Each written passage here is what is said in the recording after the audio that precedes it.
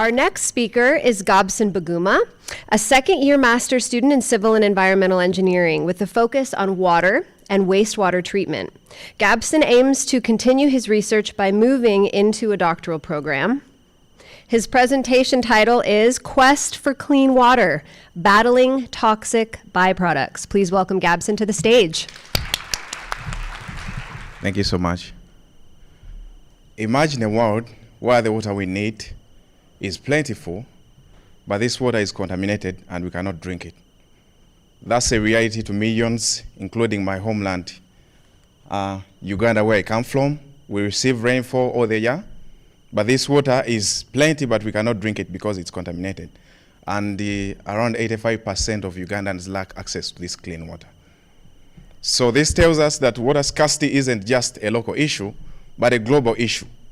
And according to the research that has done by the Water Institute in the year 2013, it tells us that around 700 million people could be displaced due to the scarcity of water. So it tells us that this does not only stop on displacing people, but it can also cause diseases. And UNICEF has estimated that around 3,000 children could be dying from water-related issues. The problems for water scarcity are staggering, and we can see that it perpetuates poverty, whereby around 2 million people live below a $2 per day. And we can see that we lose lives, around 17 children die every day, and we lose millions of tons of lives on oceans and also on land. So it's not late. We can save this. If we could provide this clean water, we can save lives.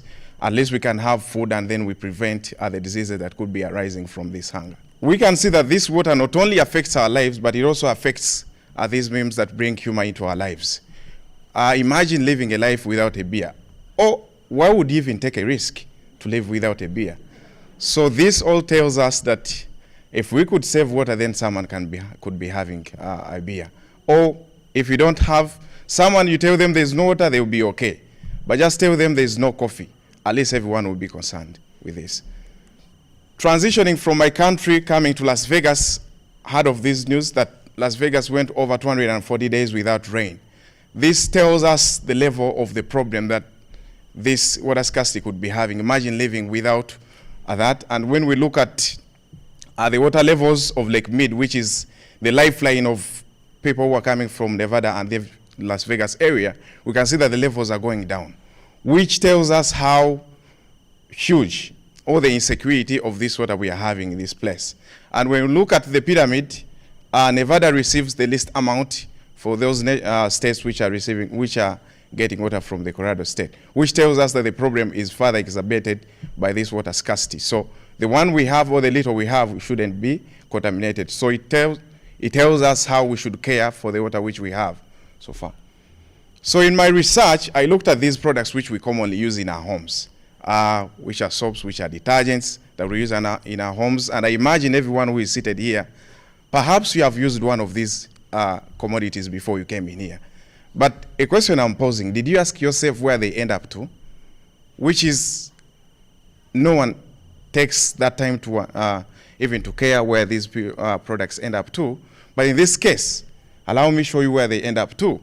So from our homes, from the companies that manufacture them, these go down sewer lines and then they go to the wastewater treatment plants, whereby in the literature, I saw that there are no better methods that can effectively remove these particular compounds. So these products which we use, inside them, there are ingredients, I can call them ingredients, which are called the quaternary ammonium surfactants. From the simulation studies which I've conducted, it tells me that if these go through the wastewater treatment plants and they escape and they go into our surface waters, for this case, this is Lake Mead, they eventually end up into SNWA, which is our main water treatment plant that serves the whole of this region with water.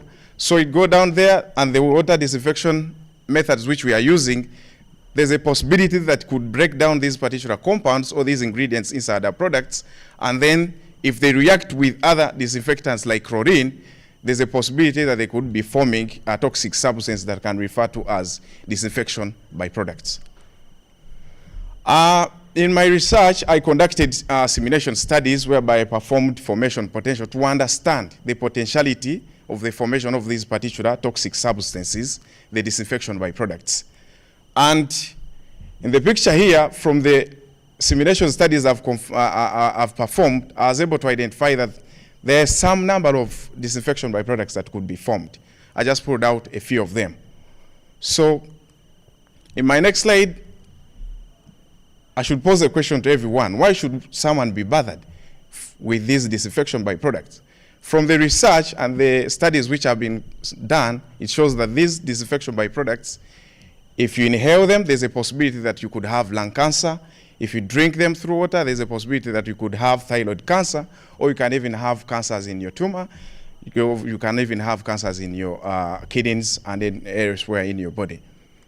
So taking action from this,